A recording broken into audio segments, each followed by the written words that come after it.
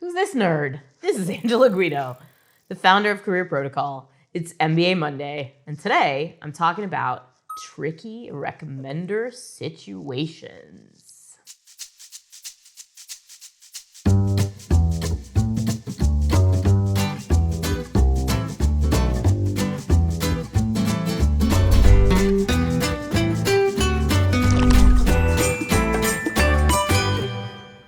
We talk a lot about recommendations on MBA Monday because they're an incredibly important part of your application, but they're also the part that's hardest to manage and control because your destiny is in the hands of other people. So if you haven't already watched last season's videos, I recommend you go back and watch how to choose the best recommenders, how your recommenders can address the strengths question, and how they can address the question about feedback. Like I said, we talk a lot about this subject, so there's a lot of great content on MBA Monday about recommenders.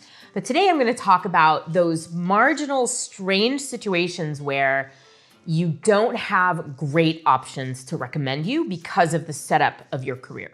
So the most common situations I see with my clients are if you work in a family business, it's a little bit hard to find recommenders because most of the people who would recommend you, typically you're related to, and there's a clear conflict of interest there.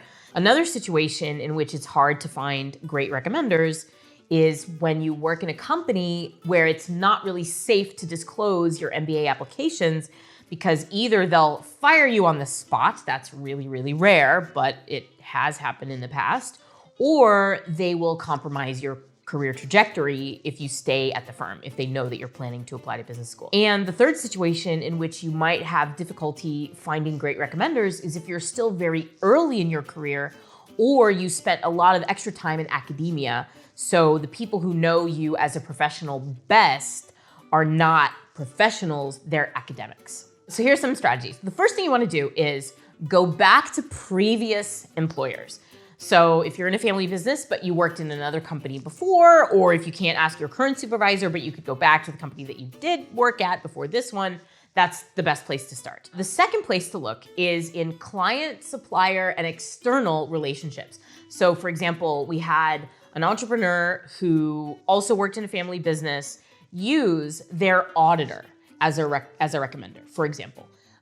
You can use clients, you can use legal counsel, anyone that you've worked with in a serious professional capacity who is well equipped to gauge your professional abilities and skills. A third option is to go to people you've worked with in the past who may not have been in a supervisory capacity, but who you trust to write a great recommendation for you. So maybe if you tell your boss you're applying to business school, it's gonna cause a problem, but you have a peer who's slightly senior to you in a different division of the company who knows you really well, you consider a friend, and that person is actually willing to write the recommendation without having it impact your career. That would be a good option. Similarly, in a family business, you probably won't want to ask a family member, but there might be managers either in your division or in other divisions that can really speak very eloquently about your candidacy. There's still a little bit of a conflict of interest there. If your parents own the company and the manager says something bad about you, that might jeopardize their career. But still, people who work in family businesses have to submit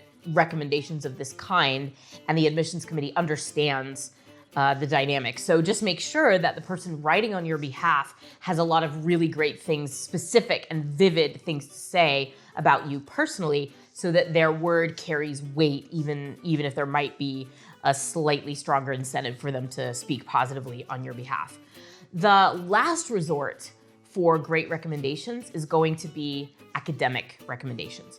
It's rare that having an academic advisor write on your behalf is going to be the best choice, only because the academic world and the business world are in two parallel dimensions. So your PhD advisor or your master's instructor or a professor from college, even if they can say really wonderful things about you, if they've never observed you outside of an academic context, they're likely not going to have the right information to show your professional capabilities to the admissions committee. A question I often get from clients is, can they use a peer as a recommendation? And there was a period of time many years ago when peer recommendations were actually popular and certain schools requested or even permitted them.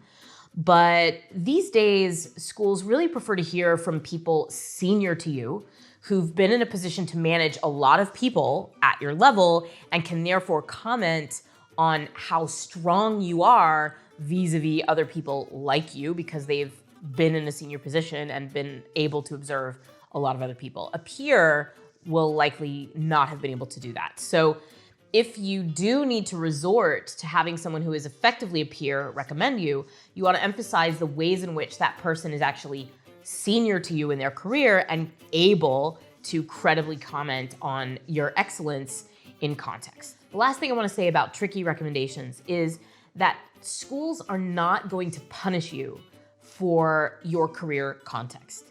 You've made the choices that you've made because those were the best choices for you at the time. If you're working in a family business, if you're an entrepreneur, or if you work in a really competitive company that is not okay with you pursuing an MBA, none of that is going to count against you.